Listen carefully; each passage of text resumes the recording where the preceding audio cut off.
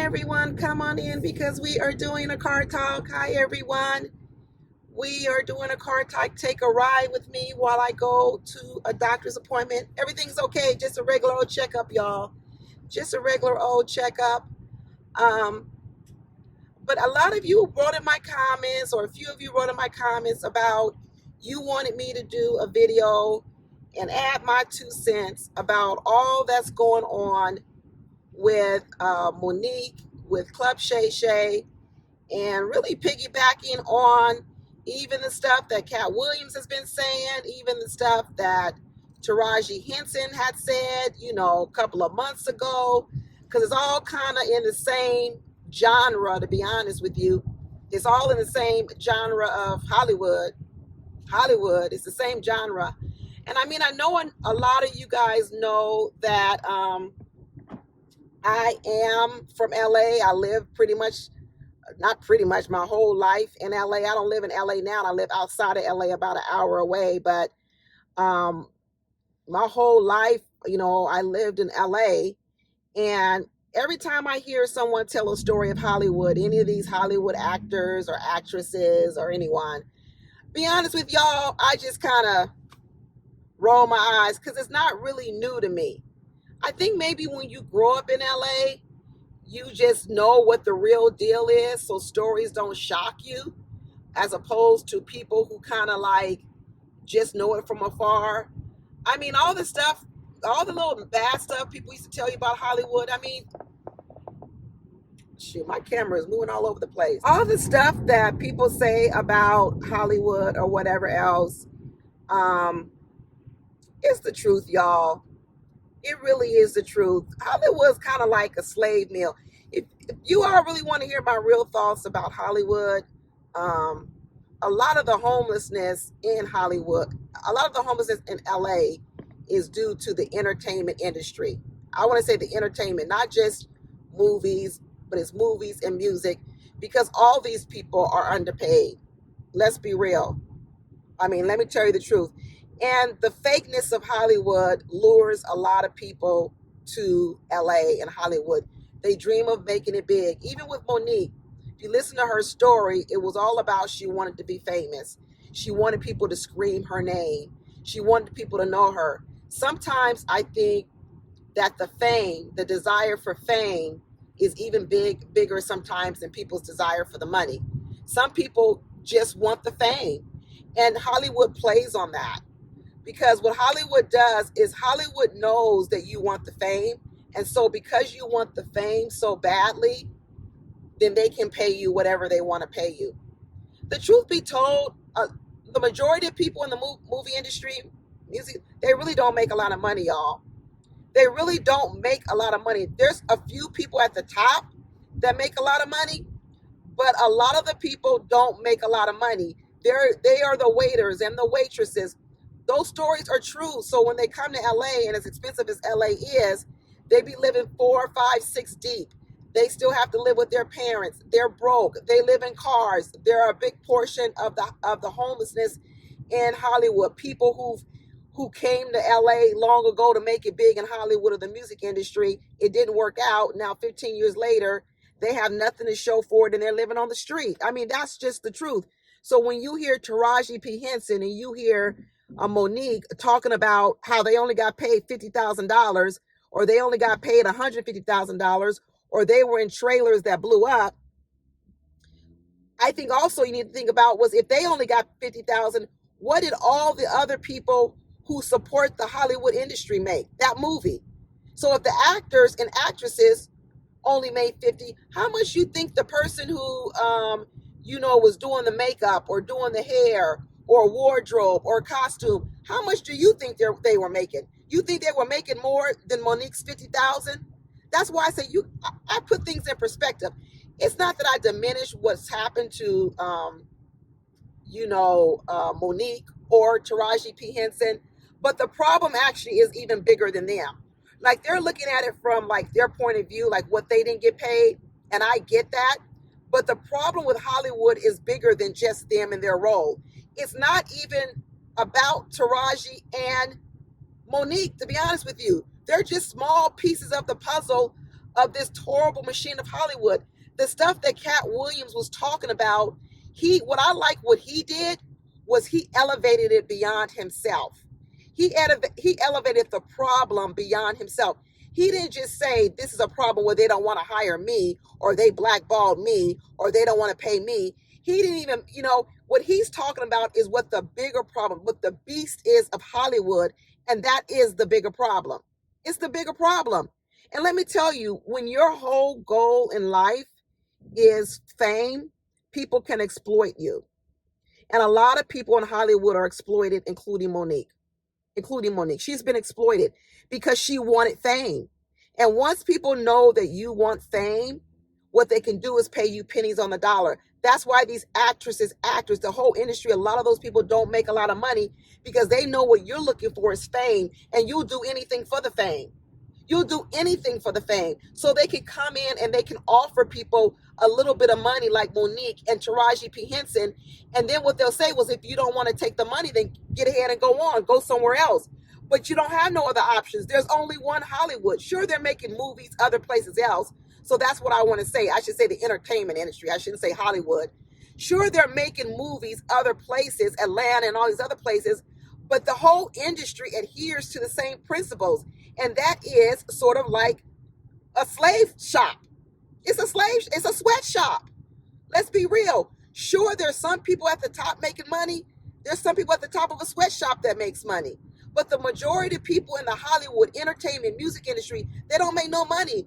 Look at all these shows, Love and Hip Hop Atlanta. All those people trying to flex like they have a lot of money. They're broke. They're broke. So when I hear people say, "Oh, they only pay me $50,000," I'd be like, "Well, welcome to the club." I mean, that's what it looks like. And when you grow up in LA, you see it all the time. You see people constantly moving, coming to LA, Hollywood. "Oh, I'm here to make it big. I want to be an actor. I want to be a producer. I want to be a director. I want to be this. I want to be that." And they really don't make a lot of money. Sure, they may get one good pop, do one good commercial, do one good movie, but it's not sustaining over a course of time. And I think that's what's starting to happen to Taraji P. Henson. She's getting less and less deals because, yes, she's older. And so there's less and less roles for older people. There's less and less roles for Black women too. Black people, period, absolutely.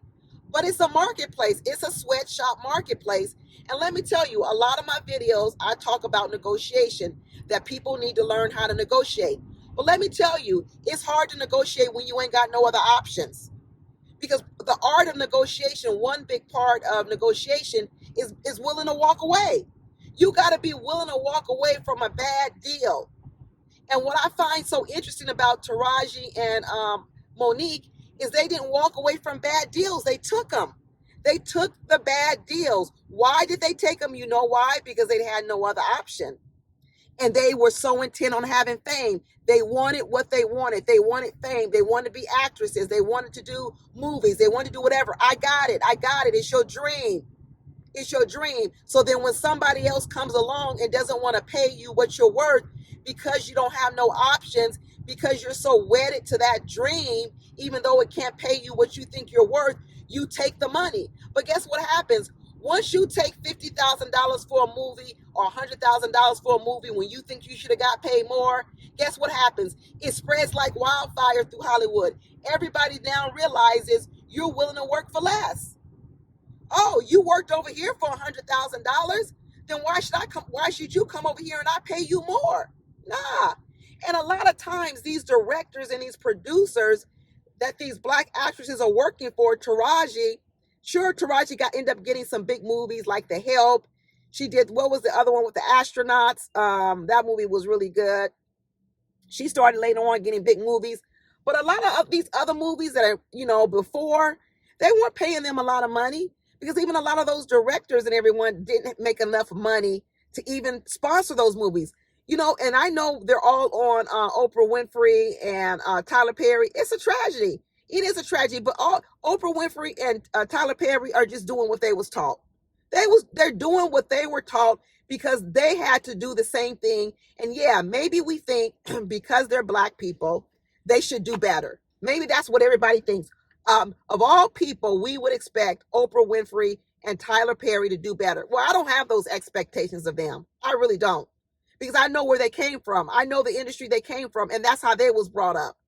That's how they was brought up. Live in your car, live off crumbs, and then when you finally make it, you get your money. First of all, I know I'm ranting on here, but first of all, I didn't go see Color Purple because I really wasn't interested in seeing Color Purple. I don't really need to see that movie. I saw it back when it first came out. It was a good movie. I don't need to see the musical version of it. I don't need to keep reminded of that era. And I knew the movie wasn't going to make no money in the first place. I already knew it wasn't going to make no money because don't nobody really want to see it. Most people are seeing it maybe as a part of like just something to do. But I already knew that that movie was a pet project for Oprah Winfrey. It was Oprah Winfrey's pet project. She was trying to make that movie for a little bit of money because that's her dream. That's her dream. Oprah's come from a life of abuse. And if you watch any of Oprah's movies, she loves to make movies of abuse, piggybacking off the abuse in her life. She always likes to do movies about abuse, downtroddenness, either sexual abuse or if not sexual abuse, slavery or something. That's where she comes because of her hurt and her pain. And so she likes to make movies like that because I don't know if she's living out something in her life and maybe that's her therapy, her healing. But Oprah wasn't making Color Purple to make money. She wasn't.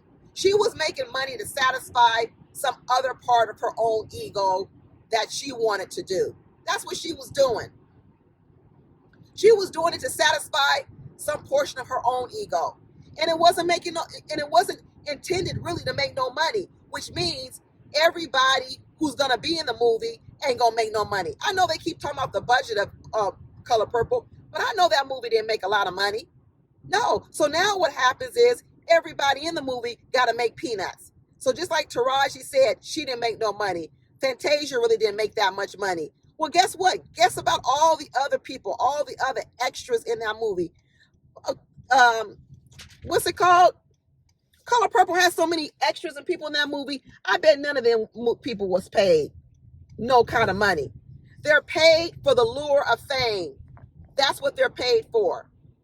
They're paid for the lure. If you get in this movie, you're going to have some good credits for being in the movie of Color Purple. That's the lure. The lure is, you will be able to say you was in this movie, and then later on, that's going to translate to some money for you. So when you're driven by fame and you're driven by making it, and you really want to make it, then guess what? People can take advantage of you, and they can offer you a little bit of money. So in all my videos, I'm always talking about women learning how to negotiate, right? That you got to know when to sit at the table and have discussions, but you also got to know when to walk away. Because let me tell you, when disrespect enters a room, as Monique has said, she's been disrespected. When disrespect enters a room, it's hard for it to come back in. It really is. So I really feel for Monique and I feel for Taraji, but it's like nothing new for me. Maybe I'm jaded. Maybe I'm cynical. Maybe I've just seen it too often. I wouldn't be in no Hollywood. I wouldn't be in Hollywood. It's a horrible industry. It kills your soul. It kills your spirit over time. It absolutely does. So when I see people stick in there and stick it out, I'm like, I don't even know why you still there. Why? Because you know why? They are addicted to the fame. They ain't got nowhere else to go. They don't have no other options. What else are they going to do?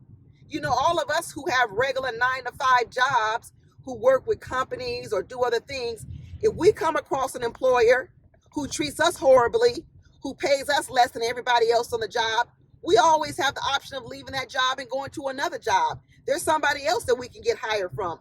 But in Hollywood, if you quit Hollywood, you out of the industry, period. Then guess what? There goes all the fame. There goes all the other parts that you're so wedded to. It's gone. It's over with. It's no more. Okay, y'all, I made it to my doctor's appointment, but I got a few minutes before I got to go inside. So I'm going to finish my little, I'm going to finish my car talk. Now I can sit here and talk without having to drive at the same time. But, shoot, I done forgot where I left off. But the truth of the matter is, I do feel for Monique. I do feel for Taraji Henson. Honestly, I like the position of Katt Williams the best, because what Katt Williams said was, I'm going to hold my ground, and I'm willing to take the hit that it's going to cost me, but I'm going to keep my morals, my dignity, my whatever else, and I'm not going to run around and beg and scream for other people to respect me when I know they don't respect me. And that's kind of how I feel about Taraji and Monique, that they absolutely feel disrespected because they were disrespected. But you know me, y'all, I'm more a solutions-oriented person.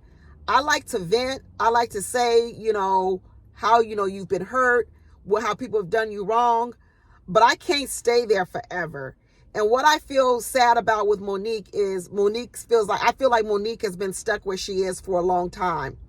And I can't help but to believe a part of it is because of her trauma, of her background. I know when she was first coming on the video with Club Shay Shay with Shannon Sharpe, she was saying how, she was abused as a child, and she had to keep her mouth shut. She couldn't speak up. And I think over time, people in her family silenced her. She couldn't speak up about, how she was being mistreated. And she had to live with that for a lot of her life. And I think that's why she's sort of estranged now from her family. I think it was her uncle who molested her. And I think now as an adult, what Monique has decided is, when wrong is wrong, I'm going to speak up, right? And she even says that on the Shannon Sharpe video. She says over and over again, don't tell me something, because if you did something wrong, I'm going to speak up. And a lot of people are like, well, dang, I can't tell you no secret, otherwise you're going to out me all the time. And Monique is like, yeah, she's a truth speaker. She's going to always speak the truth. She's always going to say it. And I think that's because also she spent so much of her time being silenced, being told she can't speak up, that I think now in these later years of her life, when she's older, she's grown, she's all this, she speaks out a lot. But I still can't help but to believe it keeps her in a place of hurt. And me, I'm more the type of person that when a person hurts me, a person does me wrong, me staying in that spot, staying with that person, actually isn't giving me any freedom. It's actually not allowing me to move on. So even though I'm there speaking the truth, telling that person about themselves, in a lot of ways, it keeps me in bondage too. This is just me. This is just me talking about myself. I couldn't do what Monique does. I couldn't stand there for years. I mean, we're going on how many years of her talking about this horrible situation that happened to her with Tyler Perry, Oprah Winfrey. Oprah Winfrey's still doing it. Tyler Perry is still doing it. Like I said, they was raised in this industry. They're just repeating what they were taught. And they're not exempt from repeating what they were taught just because they're black people. They're in the industry. They're in Hollywood industry, period. This is what that entertainment industry is about. And it's not like, okay, white people are going to be one way in Hollywood and black people are going to be a different way. No, it is the industry that breeds this behavior. So for her to still be entangled with them 10 years later, still fighting with them and having this level of conversation all this time, I actually kind of feel sorry for Monique, because I feel like she's still in bondage to it. I really do. I feel like, but let me tell you something. Where do you go when you want something, when you want fame, and this is the industry that gives you fame? There is no other industry that's going to give you fame besides the entertainment industry in front of the camera. You may be mad. You may be upset. You may be unsatisfied, but you don't have nowhere to go. And I feel like that's what is happened to Monique. She doesn't like it. She sees it's wrong, but yet she hasn't found an avenue to venture off and do something else. Maybe because she doesn't want to. And that part right there, I feel sorry for her, because she's not coming from a position to even negotiate. Even if somebody wanted to come and negotiate at the table, she doesn't have a lot of negotiation power. She doesn't. And Hollywood knows that about a lot of people, that they got you caught between a rock and a hard place. That what you want, that fame, you got to come to us and get it. And that means I get to control the purse strings on how much I pay you. And we all know that in any given situation, black people are going to typically get paid less a lot of the times. So then that's a double whammy on Taraji and also,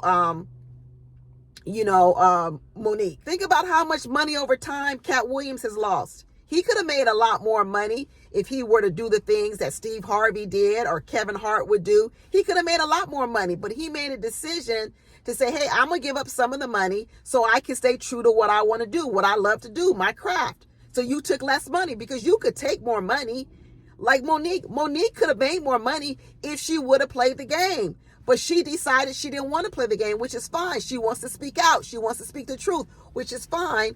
But then all of a sudden, she can't expect Hollywood, who is this horrible beast, to decide, okay, well, Monique, we'll let you be this way and still pay you a lot of money, but everybody else, we're gonna still pay them pennies. That ain't gonna work. She ain't gonna bring down Hollywood. She is not gonna bring down Hollywood. This has been going on for a long time. Does that mean everybody should stay silent and not speak up? No.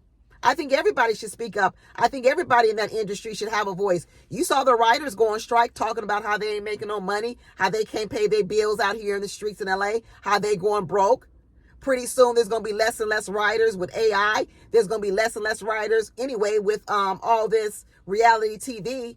Look at now, you got people making money on YouTube, the Shannon Sharpes of the world. People are making big money on YouTube. There ain't no writers going along with that. So yeah, are writers dying in Hollywood? They are. So these people who want to be a writer in Hollywood, guess what? They're going to be faced with, we're not going to make as much money as we used to make. What they going to do? If they stay wedded to being a writer in Hollywood, guess what? They're going to be broke. They're already talking about, are they not getting no royalties? They're broke. They're going on strike. I'm just the type of person where I speak my mind. I tell you what I think. But after I tell you what I think, and I think you're still going to treat me a certain kind of way, I'm going to get to walking. Because that's the art of negotiation. If you do not have the ability to walk away, if you do not have another option, you can't walk away. So the only choice you have is to sit there and cry and complain about the industry that's dogging a lot of people out. Like I said, this is bigger than Monique. This is bigger than Taraji P. Henson. This is bigger even than black actresses. This is the Hollywood entertainment industry, period. Like I said, it's darn near like a slave meal. It really is. And according to Katt Williams and all the other people in the industry, it's a lot more. It's a lot of stuff going on. Shenanigans, sexual stuff going on. Hollywood is a beast. It is a beast. But people still steadily want to be in it. People still steadily want fame. But let me tell you, the cost of fame is high. It is high. I don't know what Taraji and Monique are going to do. I really don't know. I don't know if they're going to continue having to work for these pennies and they feel like they're not going to get paid what their worth is because their talent exceeds what their paycheck is. I believe it. I believe it. When movies make a lot of money, why shouldn't they make more money? Why should they? You know why? Because they ain't got no options. None. They can't say, well, if you don't hire me for this movie and pay this much money, I got another director over here who's willing to pay me this amount of money for a movie. If Taraji had other movies lined up that were paying a whole lot more than Color Purple, she would have took those jobs. But Taraji didn't have no other options. None. So she had to take it. And once you take it, everybody else thereafter says, guess what? You took 150 over here. Why I got to pay you anymore? You done set the bar. And then you don't set the bar low. But the reason you accepted is because you had no other options and you weren't willing to walk away because you wanted so badly what they was having to offer. I mean, it happens in relationships. You know, most of my videos are about relationships, right?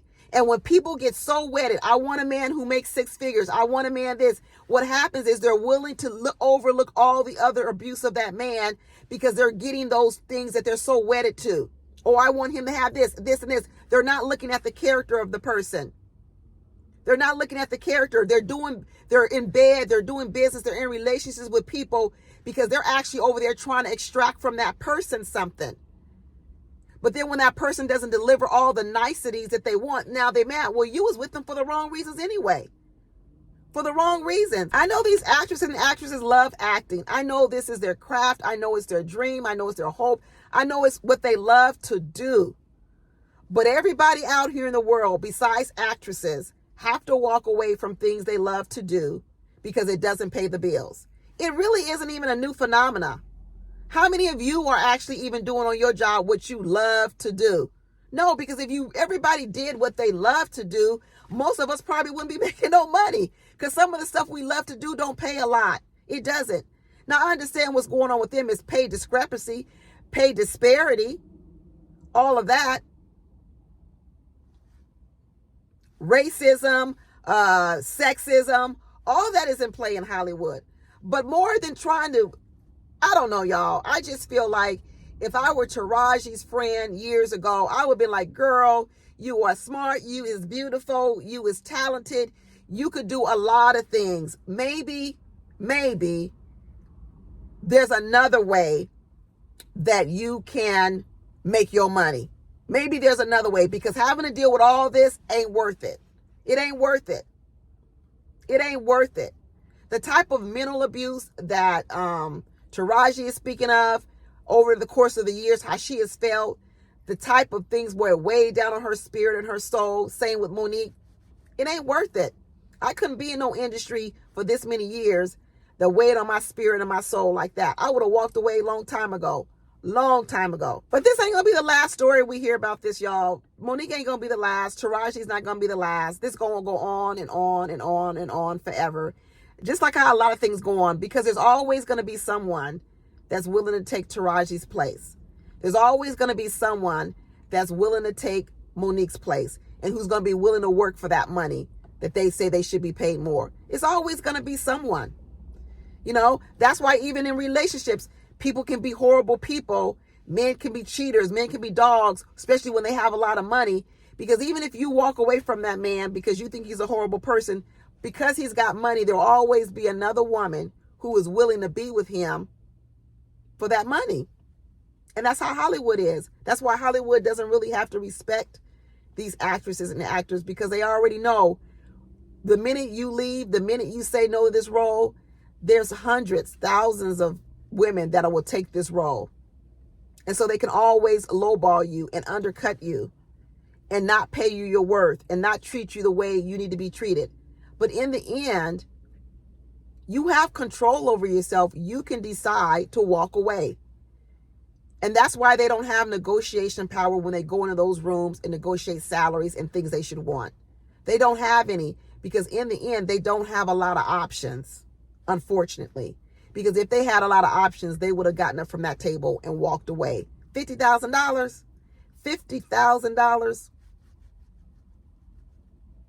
They wanted the fame, and those people cheated them. And Oprah Winfrey and Tyler Perry, they nothing different. They are part of the establishment now. Forget about the color of their skin. They're part of the establishment. And what they want to get done are their pet projects, what they want to get done. And if they can get it for a good deal, a good price, which means you working for free, they're going to get it. I don't know why we have different expectations for black people than we have for white people. White people wasn't paying you either. Taraji said Benjamin Button only paid her $100,000. I didn't see her on here blasting Benjamin Button people. No, I didn't see it. I didn't see her blasting them. Why? Because maybe she had higher expectations for Oprah? I don't know.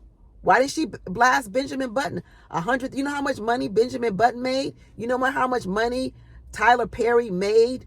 Not Tyler Perry, Brad Pitt made on Benjamin Button?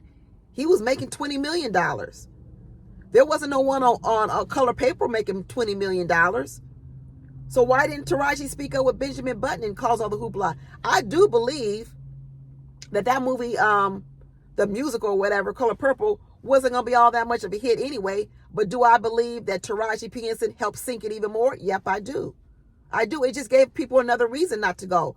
A lot of people weren't going to go anyway. But then when they were seeing what's going on with Taraji, they was like, okay, Taraji, we're going to be on your side. We're not going to go support it. Well, guess what? She tanked it even more. And now she thinks there ain't going to be no backlash from Oprah and Tyler. Hell yeah, it's going to be backlash.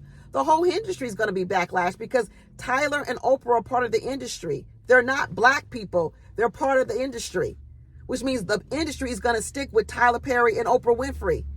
Tyler Perry and Oprah Winfrey don't even need to do anything to blackball Taraji P. Henson. Taraji P. Henson just blackballed herself. And that's fine. If she's at the end of her career and she's ready to walk away, then guess what? She can go out with a bang. She can go out with a bang. At least she can go out on her own terms, saying and speaking her truth. Good for you, Taraji Henson. I'm good. But I sure hope she don't stay in this place of pain. I hope she pivots to a place where she can find happiness, because maybe her happiness was never in Hollywood. Maybe Hollywood isn't built to be a happy place for people. Hollywood's a source of a lot of pain for a lot of people. Like I said, I grew up in LA. I've seen it. I see more unhappy people in Hollywood than I see happy people. I see more poor people in Hollywood than I see rich people. I don't believe in the fantasy. I don't. I've just seen too differently. I've seen too differently. So maybe it's good that they're also speaking out to burst the bubble. Maybe less people need to come stop trying to be in Hollywood in the music industry, unless you're willing to put up with this stuff that they talking about. Anyway, that's it, y'all. I got to go in here to my doctor's appointment. Talk to you later. Bye.